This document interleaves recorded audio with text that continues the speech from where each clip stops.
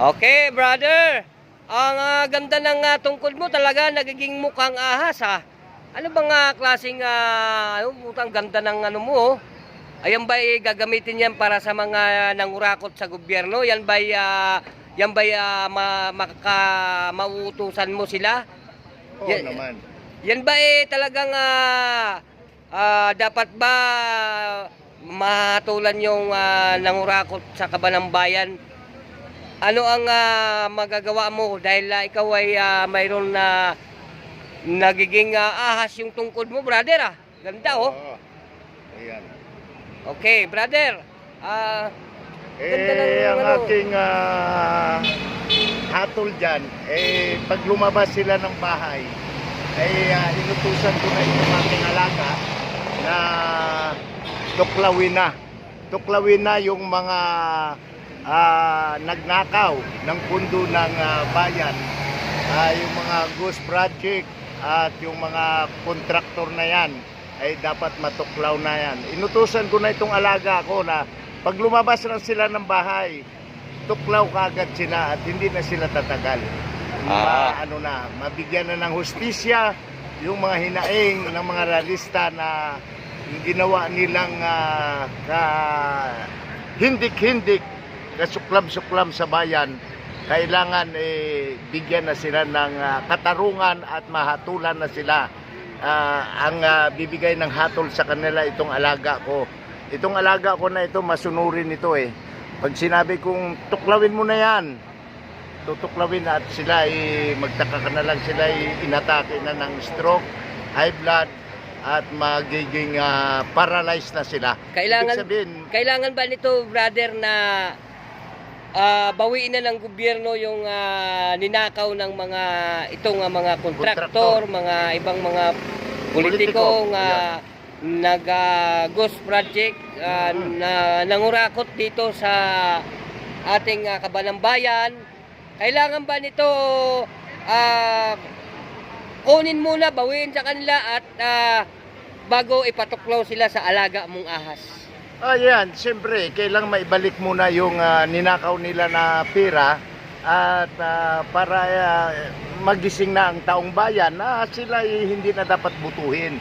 Magkaroon naman ng katalinuhan, ng katalinuhan ng taong bayan na huwag na butuhin yung mga ganang mga politiko na nasasangkot sa mga iskandalo, sa mga ghost project ay hindi na dapat yan ay pamarisan at hindi na dapat yan bigyan ng pagkakataon na kailangan na sila ay ating hulihin at ikulong at bawiin ang lahat ng mga ninakaw ng mga ghost contractor na ito ay kailangan maparusahan na. Ngayon itong aking alaga ay handang-handa na sila tuklawin. Tuklawin ang kanilang mga tinatawag na bayag ay dahil sila ay mga wala silang bayag dahil ang kanilang ginagawa ay puro ghost project. Kaya ito na inaabangan ko na lang sila na lumabas sila at sila ay matutuklaw na. Napakaganda, brother, ng alaga mo. Makapangyarihan talaga yan. Ay siyang huhusga sa mga politikong ito pag kinagat ito. Saan mo nakuha yan, brother, na tungkod mo nga nagiging mukhang kobra? Ito nung ako'y naligo sa sapa, ito'y lumutang at lumapit sa akin. Kaya ito ay ibinigay sa akin ito para mabigyan sila ng hustisya, ang mga walang hustisya. Okay. Di ba, hindi ba, kanyan, anong tawag niya na, ano na yan, ahas na yan, anong tawag, anong pangalan? Tawag na King Cobra. Ayun, King Cobra. King Cobra. Ay, meron tayong mga vlogger nga ang gagaling kumuha ng King Cobra eh. Talagang, ayan oh. King Cobra. Ang galing oh. Ayan, ang aking alagang King Cobra. Yan ay masunurin yan, maamo ito sa akin. Maamo yan.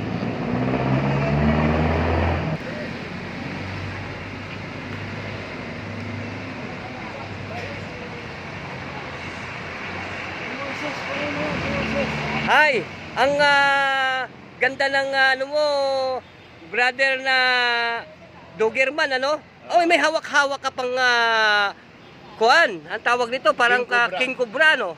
May Mahaba. alaga ka palang kang King Cobra. Oo. Yan ang alamat Yan. ng Pilipinas na kung paano inilabas na ang King Cobra para sa mga magnanakaw sa gobyerno na sila'y dapat matuklaw na ng makamandag kong ahas na ito. Yung King Cobra ko na ito ay pagkinutusan ko lang na ito ay tirahin mo na yung mga magnanakaw sa gobyerno. So ito malaman mo na lang, inatake sila, na-stroke sila, nagkaroon ng karamdaman ang kanilang mga pamilya, lahat. Inuutosan ko ito na iluwa nila yung kanilang mga ginastos. Babalik sa kanila ng matinding parusa itong ginawa nila sa bayan. Yung pundo ng bayan ay kanyang nilustay, ay ito'y sinangguni ko na sa aking King Cobra. No. Okay. So magandang umaga sa iyo, brother. Mabuhay ka at talaga naman na kamangha-mangha talaga itong alaga mo. Talagang nagiging Oo. mukhang ano talaga, manunuklaw talaga ito Oo, sa mga nangurakot sa gobyerno, no? Oo, yan. Yan, dapat talaga na ipatuklaw mo na ito. Alam mo, brother na Dogerman, ay hindi ka lang Dogerman kundi mayroon ka pang alaga na King Cobra. Oo. So ito, inaalagaan ko ito dahil sa sobra ng kahirapan ng Pilipinas at pinalalabas ko na ang mga ahas ngayon na ahas sa ahas. Oo. Kasi marami ring ahas at mga hayop na talagang katulad sa mga buhaya nagsilabasan. Dati ang mga buhaya nasa sapa lang, ngayon nasa syudad na at nasa yung ilan nasa Senado, nasa Kongreso. So kailangan na pinalabas ko na ngayon para labanan itong mga ahas din sa gobyerno na nagpapahirap sa taong bayan.